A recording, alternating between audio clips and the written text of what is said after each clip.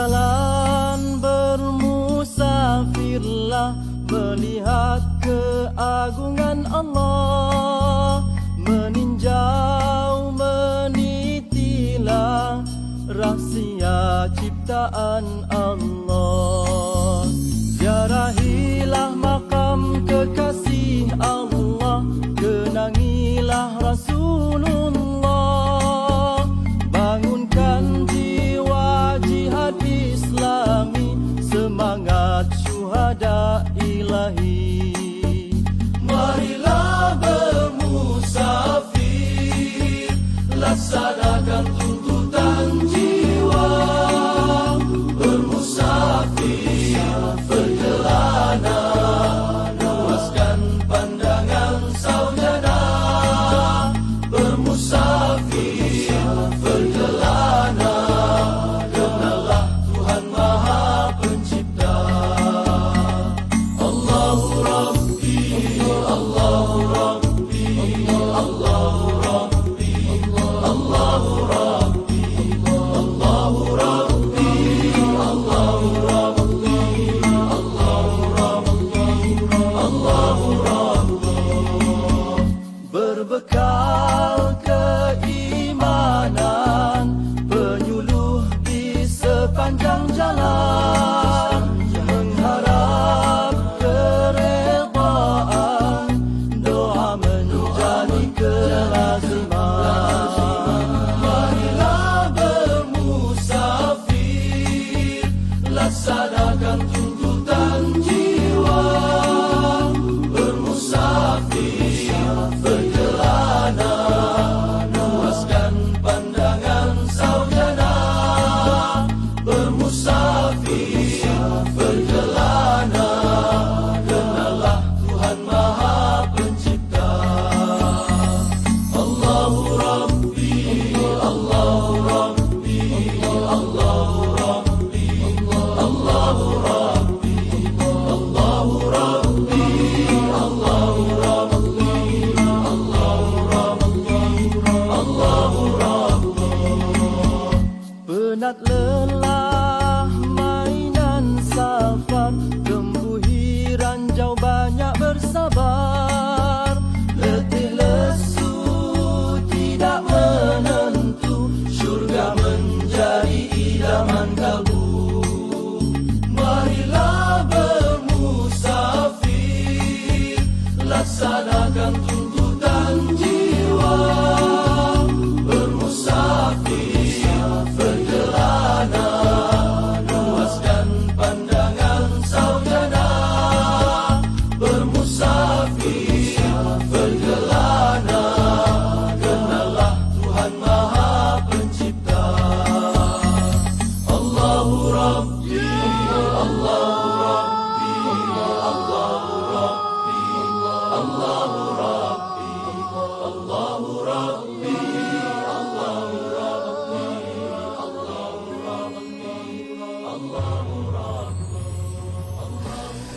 Assalamualaikum warahmatullahi wabarakatuh. Alhamdulillah, bersyukur bersama lagi dengan TV Pak Haji. Pada hari ini alhamdulillah kita berada di tapak lokasi tempat penanaman cili sebanyak 2000 pohon yang akan ditanam di sini. InsyaAllah nanti akan jadi sebagai tempat lawatan pembelajaran kita bersama, insyaAllah. Sebelum kita mula untuk mencari herba, ya, selangkah ke alam herba, pesona herba, mari kita riadah dulu. Kerana ada satu penyakit yang Pak Haji perasan. Perasan tu maksudnya mengetahui, baru mengetahui banyak orang sakit di bahagian tengkok ni. Sakit apa di tengkok ni? Sebab apa? Sakit ni kerana banyak pegang handphone macam tu. Bila dah banyak pegang handphone begitu, berat handphone itu di sini seperti 25 kilogram. Jadi akhirnya sakit sini. Sakit di sini. Jadi bagaimana cara nak melepaskan sakit di sini? Maka kita riadah pernafasan dahulu. Tengok macam mana? Okey, kita mulakan. 1. Okey, dalam ya. 2, 3, 4, 5, 6, 7, 8, 9, 10. Ya, 10 diikuti sampai 100 kali. Masya Allah. Atas, bawah, atas, bawah tangan kita. Tengok ya. Ya, okey, baik. Sesudah itu barulah kita mula mempelajari ilmu-ilmu pengobatan herba. Hari ini kita belajar tentang satu herba. Tengok kat sini. Menarik ni. Okey, ni apa ni? Pokok jambu jambu bukan sebarang jambu ya. Ini dia, kita tengok satu jambu yang mungkin agak sikit aneh. Jambu ni nanti Pak Haji tunjuk apa bagaimana rupa jambu ni. Menggerutu sikit. Menggerutu ya. Mungkin boleh tengok sikit. Oh, subhanallah. Ni. Tengok jambunya agak sikit menggerutu. Kat sini nampak. Tetapi pengobatan daripada daun jambu ini boleh digunakan untuk menghilangkan sakit ketika sedang sakit nak bersalin. Mengurangkan sakit ketika bersalin. Itu yang pertama. Malah kalau kulitnya dia kita ambil. Ini ada kulit yang menggelupas. Sebab tengok ya di sini. Boleh dijadikan sebagai musalin juga. Mudah bersalin. Jadi boleh kita ambil daripada sini. Kita tengok sini ada buah jambu juga di sini. Tapi kebanyakannya jambu kalau kita tak jaga dia, dia akan rosak macam ni lah. Dia rosak macam ni, dia kena, orang kata balut. Tapi kalau guna dengan POC, anti hama, sudah tak perlu balut lagi. Nanti elok lagi. Nanti insyaAllah nanti kita baiki nanti kawasan ini. Kemudian seterusnya, Pak Haji nak sebutkan juga bahawa pucuk ni boleh dijadikan untuk ubat, untuk mencret, diarrhea. Ya, kita buat teh saja, seduh saja dalam teh tu. Ambil teh, ambil gelas, masukkan, tuang air panas, minum. InsyaAllah, ya. Ni pucuk ni, nampak pucuk ni sebagainya. Subhanallah. Jadi oleh sebab itu maka jambu jangan kita lihat sebagai salah satu daripada buah-buahan saja, tapi dia mempunyai khasiat ubat-obatan. InsyaAllah. Ya. Baik, sesudah jambu mari kita cuba melihat lagi di tepi-tepi ini bersama dengan Pak Haji, ya. Kita lihat. Ni kalau yang kecil-kecil, yang rendah-rendah macam ni lagi banyak ni. Ini namanya apa, susu Nabi atau patikan kebo. Pak Haji dah sebut dah.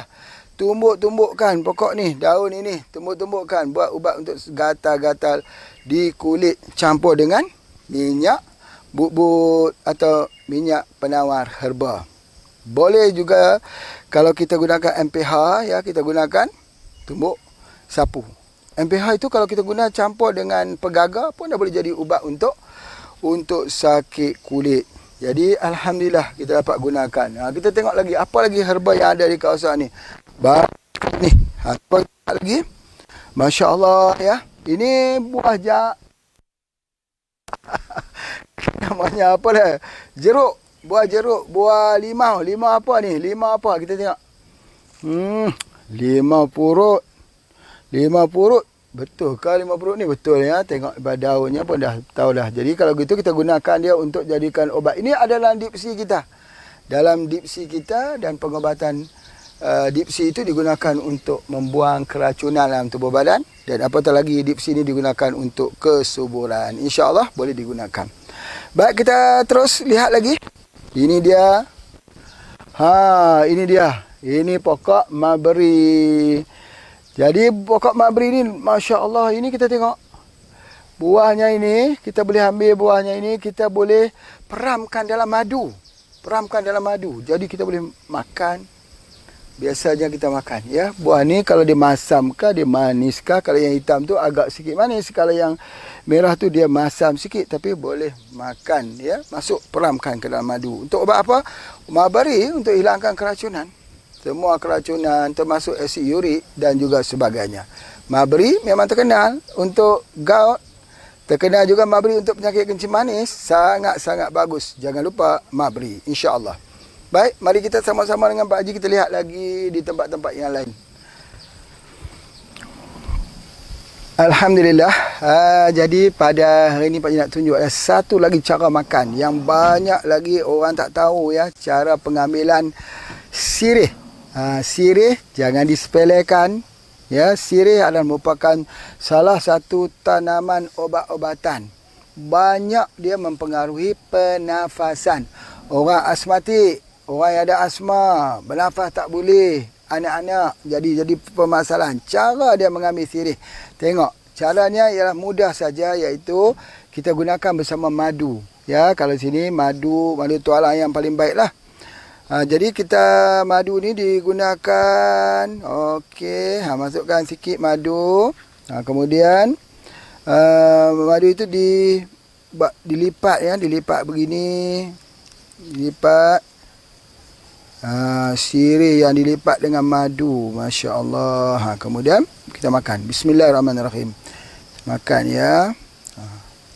Ya, sirih yang kita lipat begini dengan madu. Bismillahirrahmanirrahim. Makan ya. Setiap hari untuk betulkan pernafasan.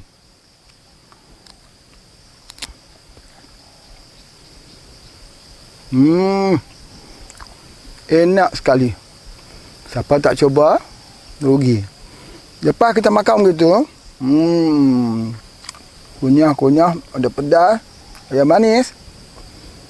Kemudian caranya minum air.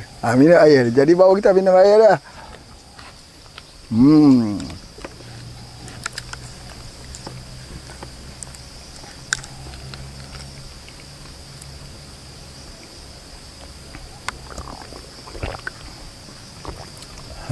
Minum air macam tu. Jadi makan lagi. Bawahnya dilipatkan supaya jangan menitis madunya.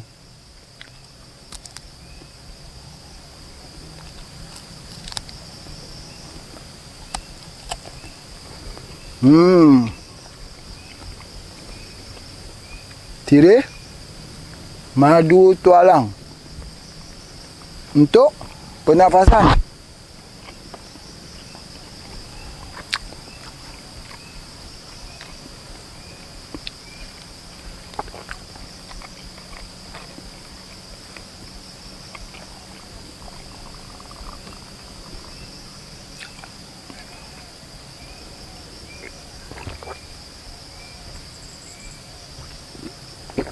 Nah, sirih bukan lagi dimakan dengan pinang.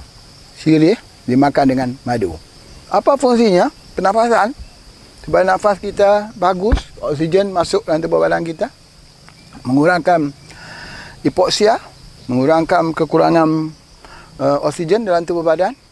Jadi, apatah lagi kalau kita boleh gunakan buah kelapa. Tengok ni kelapa. Kita gunakan kelapa gading atau kelapa hijau, kelapa apa pun boleh lah, namanya kelapa. Jadi masakkan airnya dan minum. Dan boleh campur dengan halia dan sebagainya. Sama juga macam Pak sebutkan tadi. Ini dia. Buah mulberry, banyak di rumah kita ni. Ya, dicampur dalam madu, masuk dalam madu. Lepas tu kita makan. Satu lagi, boleh ambil kismis. Kismis itu sedikit buah kismis. Lepas tu disirami sikit saja daripada habatus sauda, minyak habatus sauda, digaulkan, diperam dan kita makan.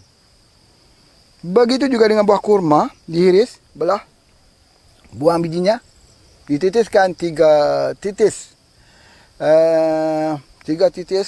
madu lebah.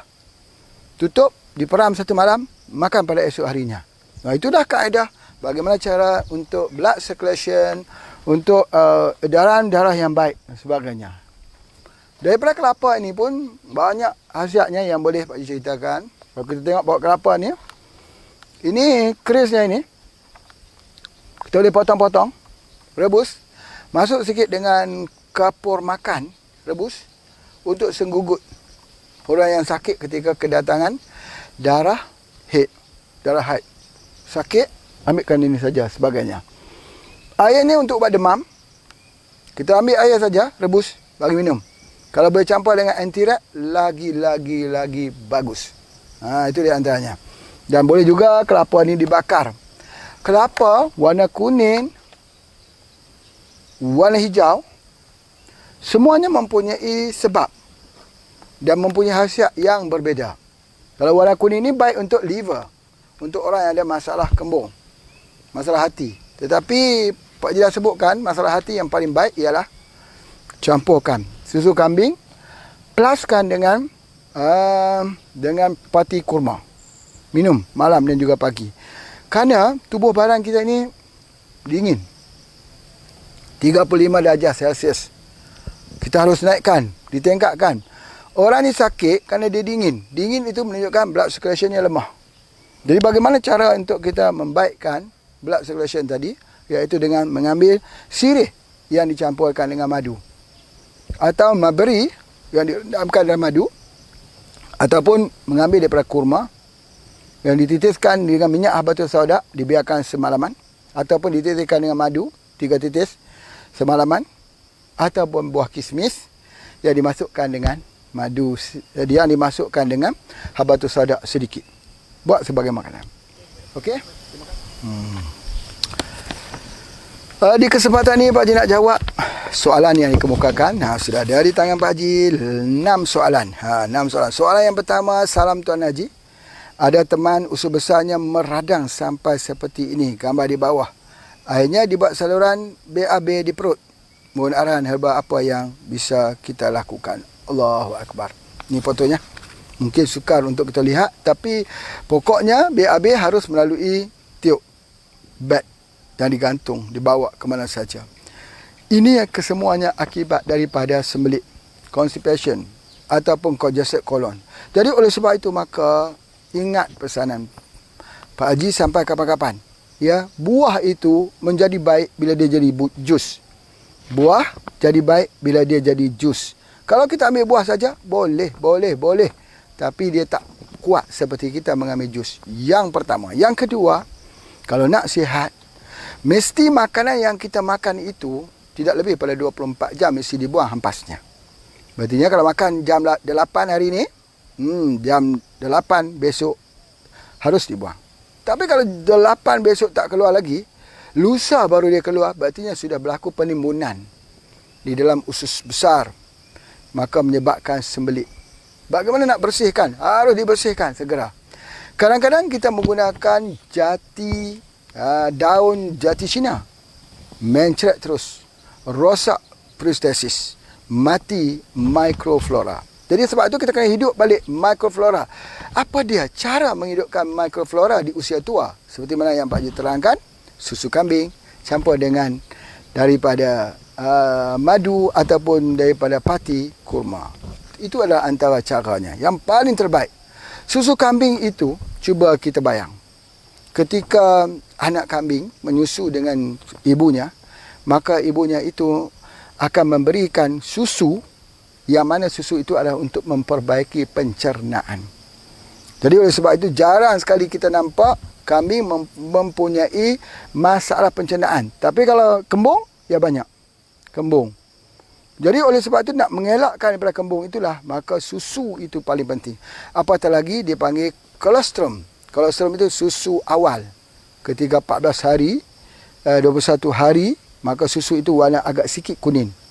Maka pada ketika itu, iaitu support yang terbesar yang ibu kami berikan pada anaknya untuk imuniti. Kita pun kalau kita ambil kolostrum, sangat bagus. Khususnya untuk tulang juga. Itu di antaranya. Jadi kalau sudah situasi begini, Pak Haji tak boleh nak cadangkan apa. Melainkan kita tunggu kesembuhannya berlaku dengan kita terus mengambil jus. Yang Pak Haji nak sebutkan begini, nak berikan penekanan bahawa kita bisa membeli HP, kita bisa menukar HP, tapi kita lihatlah juga blender, juicer yang ada di rumah kita. Harus ditukar. Harus dilihat dengan mengambil yang lebih baik. Juicer, blender, juicer dan slow juicer. Ada 3 hal yang berbeza. Yang ketiga-tiga itu, slow juicer lah yang paling baik. Tetapi maukah kita pada setiap hari menggunakan slow juicer? Kerana slow juicer ni selepas kita guna harus dicuci, dibuka, dibersihkan sebagainya. Kadang-kadang orang malas. Kalau malas, kita gunakan saja daripada juicer biasa. Malas lagi, guna blender. Kalau malas lagi, makan buah sajalah. Tapi buah itu penyerapannya tidak sama dengan juicer atau slow juicer daripada mesin slow juicer. Jadi oleh sebab itu, Pak Haji bukan nak jual mesin slow juicer Go Shop, bukan. Ini bukan Go Shop. Tapi ini adalah go health, untuk pergi kepada kesihatan, untuk healthy and beauty. Healthy and beauty, Masya Allah, Masya Allah. Itu soalan yang pertama. Soalan yang kedua, Assalamualaikum warahmatullahi wabarakatuh. Kami doakan semoga Tuan Haji sentiasa dalam lindungan Allah Subhanahu Wa Taala. Ya Allah. Amin ya rabbal alamin. Haji Anwar, teman Pak Haji daripada Bukit Tinggi Indonesia. Apa khabar Haji Anwar? Ya, kepingin sekali nak pergi ke Bukit Tinggi, tengok tempat Buya Hamka. Okey, kalau nikmat kecil itu masih belum lagi disyukuri, bagaimana mengharapkan nikmat Allah yang lebih besar? Itu ucapan Buya Hamka dalam kitabnya Sabar dan Syukur. Ya, dalam kasetnya Sabar dan Syukur. Masya Allah. Pada kesempatan ini saya mohon penjelasan kepada Tuan Haji soalan berikut ini. Lelaki usia 18 tahun hasil periksa doktor, pasien kena varicocele atau urat otot yang terlihat jelas menonjol membesar di sekitar buah zakarnya. Maaf, tulisannya di sini. Ya, betul.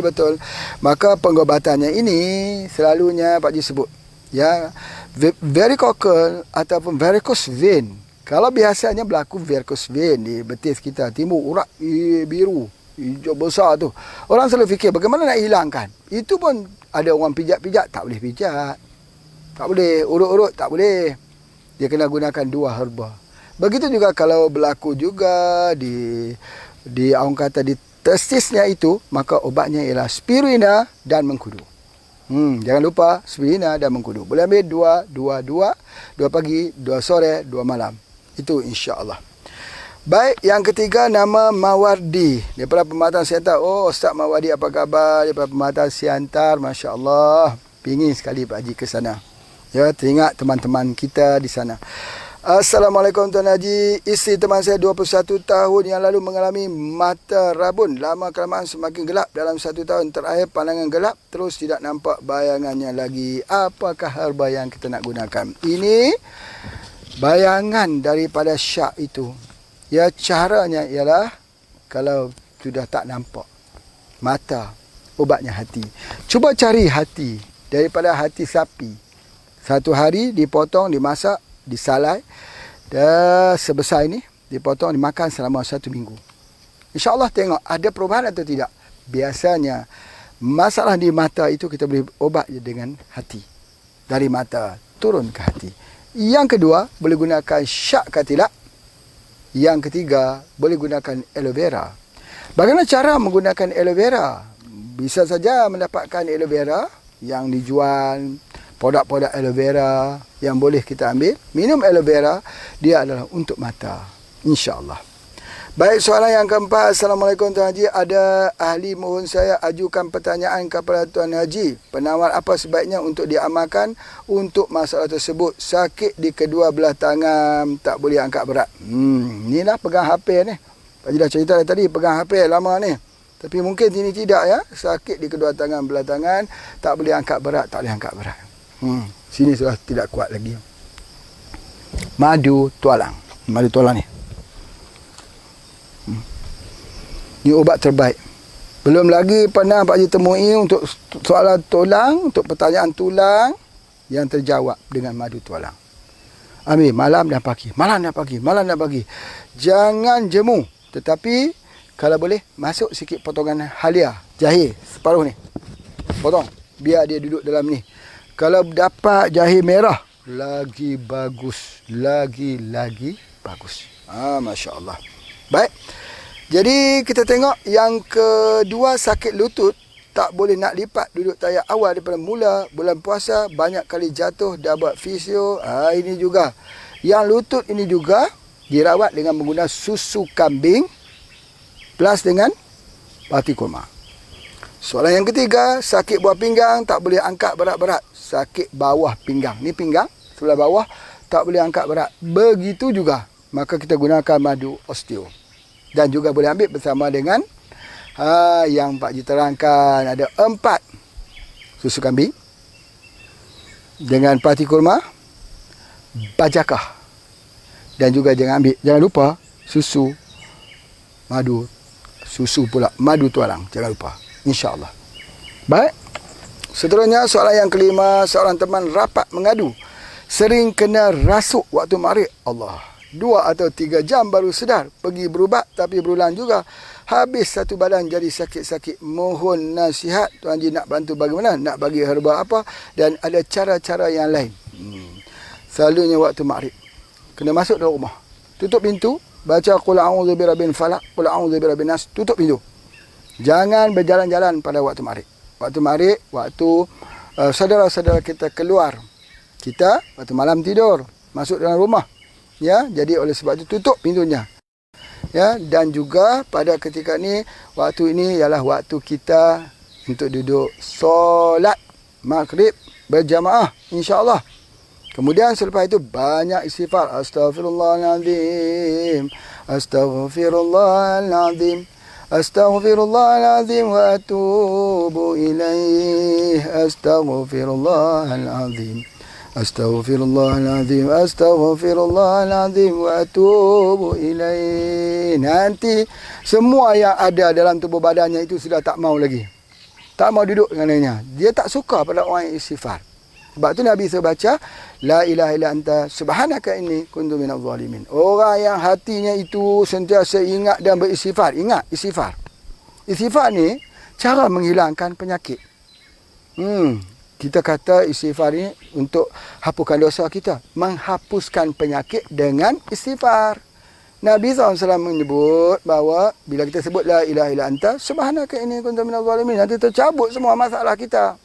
Nabi Allah Yunus AS berada dalam perut ikan nun. Dia membaca la ilaha illa anta subhanaka inni kuntu minadh zalimin. Lalu Allah merintahkan ikan itu untuk meluahkan kembali ke pantai.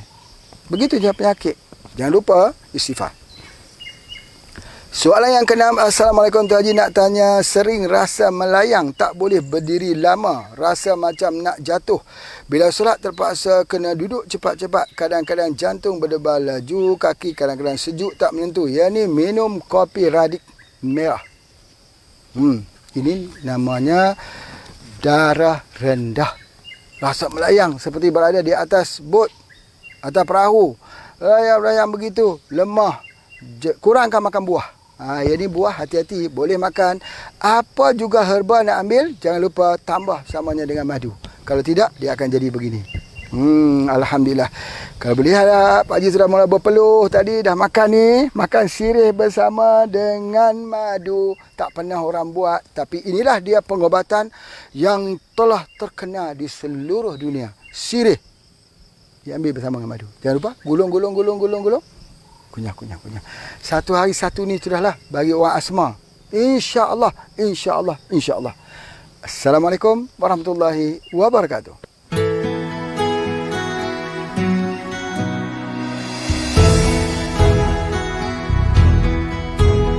Wawasan diri penuhi dada dengan ilmu.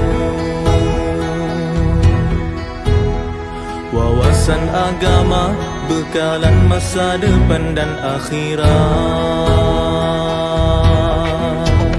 Kuat usaha jujur dan amanah, sentiasa mengharap keredaan Allah. Kuat usaha jujur dan amanah, sentiasa mengharap keredaan Allah.